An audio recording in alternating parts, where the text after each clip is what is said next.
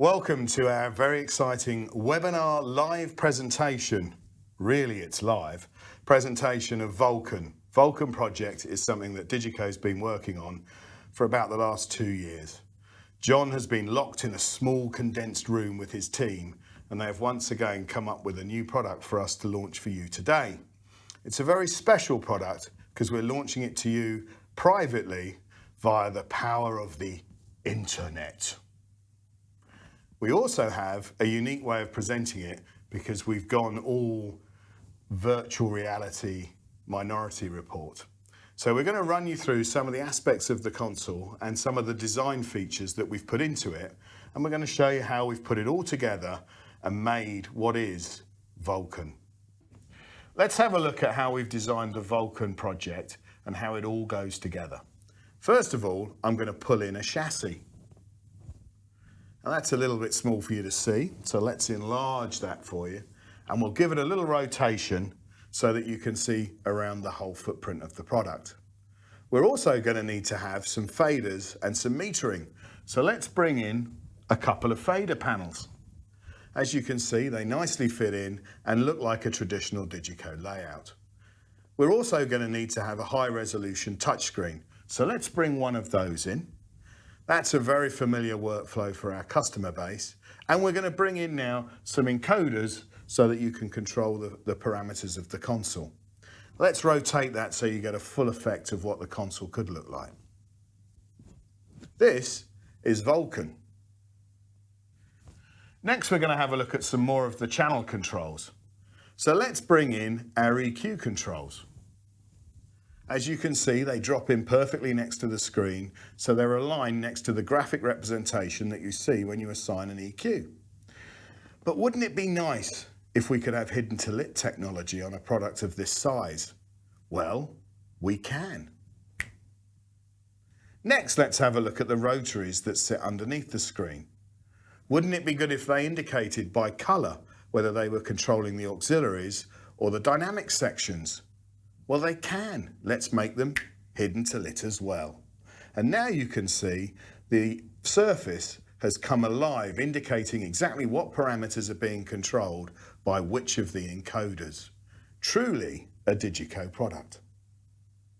One of the other important things with a digital console is the feedback of the metering. Well, take a closer look at the work surface, shall we? As you can see, we have the dynamics controls exactly where you would expect them. But on the Vulcan project, we've also put in the gain reduction meters you'd normally see on the SD7 or SD5. So let's turn them on.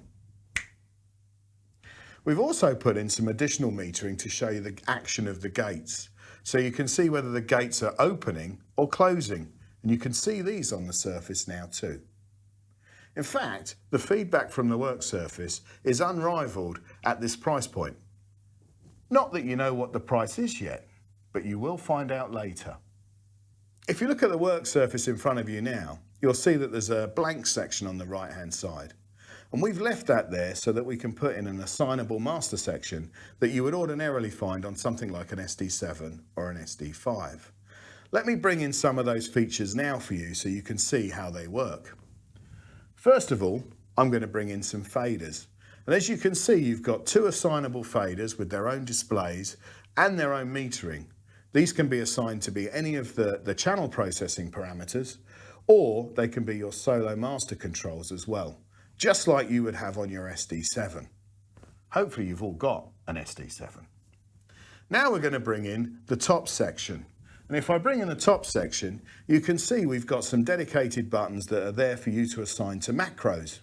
There is also a conveniently placed snapshot panel that allows you to quickly control and access your snapshot list, as well as firing the next and the previous snapshots.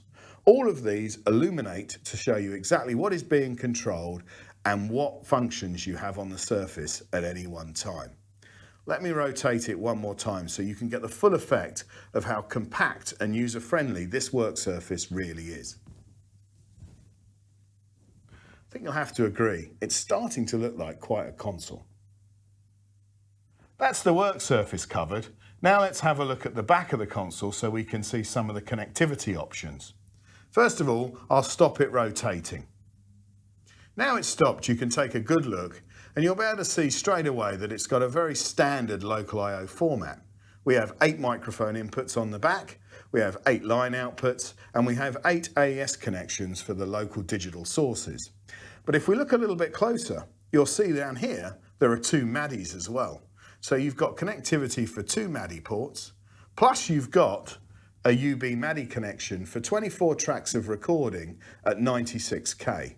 So that's integrated and built into the work surface as extra I/O. We've managed to inherit some cool features from the S series as well. You'll notice if you look at the back of the work surface, there are 2 slots for Dmi cards.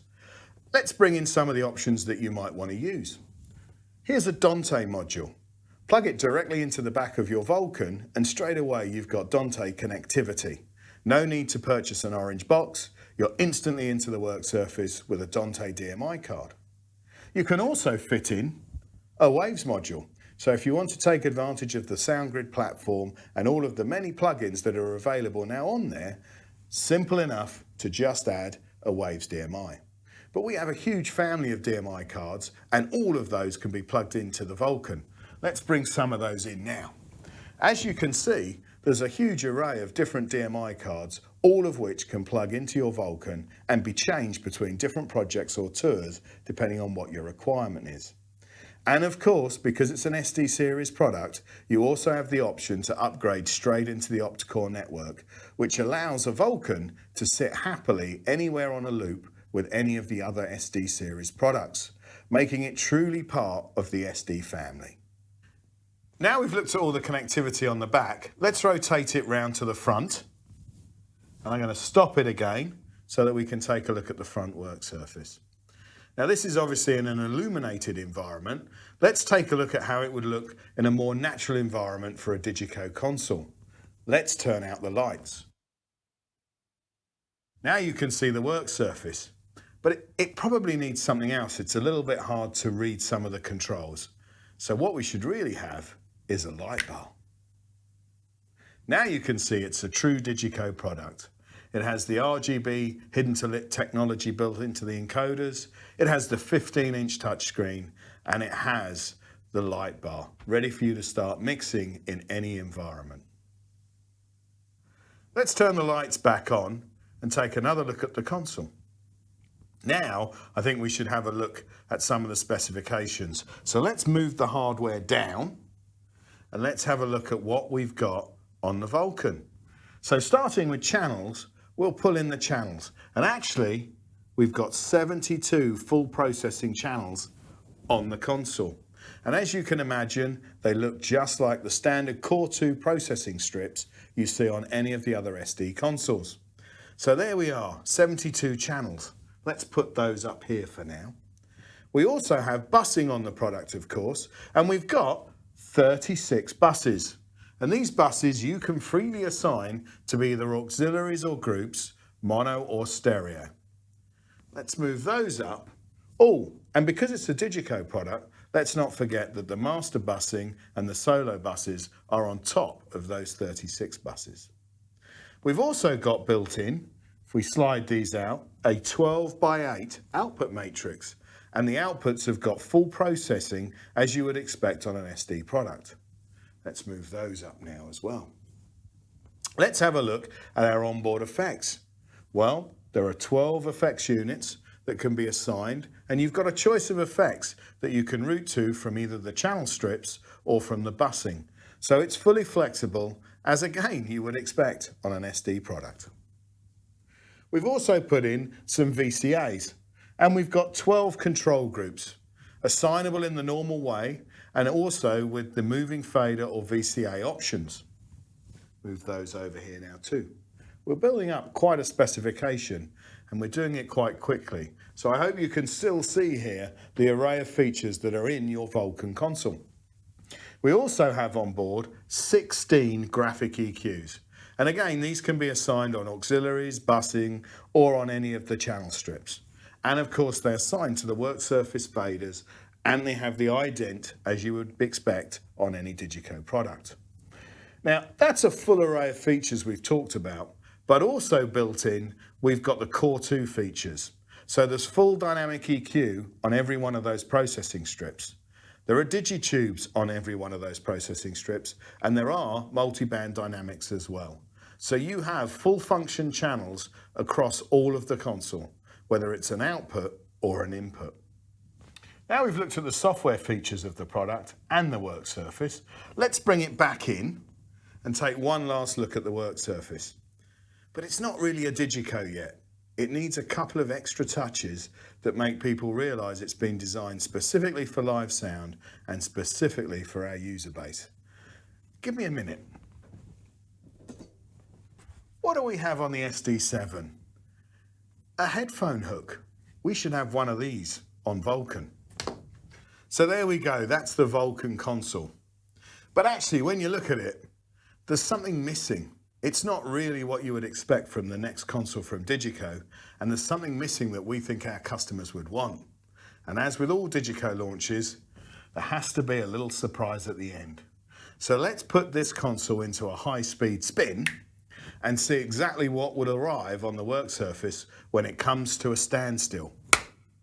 There you have it. It's got two screens, two full 15-inch touchscreens that allow you to access and control what is the new DiGiCo SD12.